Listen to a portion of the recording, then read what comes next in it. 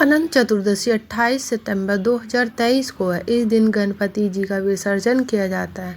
कहते हैं कि जब पांडव ने अपना सारा राजपाट खो दिया था, तब श्री कृष्ण ने उनको अनंत चतुर्दशी व्रत करने को कहा था।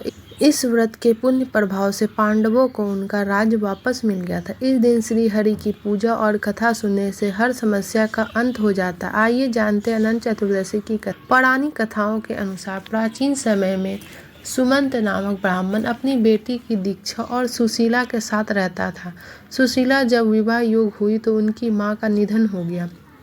सुमंत ने बेटी सुशीला का विवाह कौंडिन्य ऋषि से करा दिया। कौंडिन्य ऋषि सुशीला को लेकर अपने आश्रम जा रहे थे, लेकिन रास्ते में रात हो गई तो एक जगह पर रुक गए। उस जगह कुछ स्त्रियां अनंत चतुर्दशी व्रत की पूजा कर रही थी।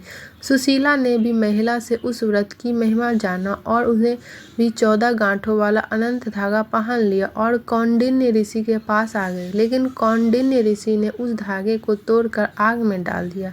इससे भगवान अनंत का अपमान हुआ। श्री हरि के अनंत रूप के अपमान के बाद कौंडिन्य ऋषि की सारी संपत्ति नष्ट हो गई और वे दुखी रहने लगे।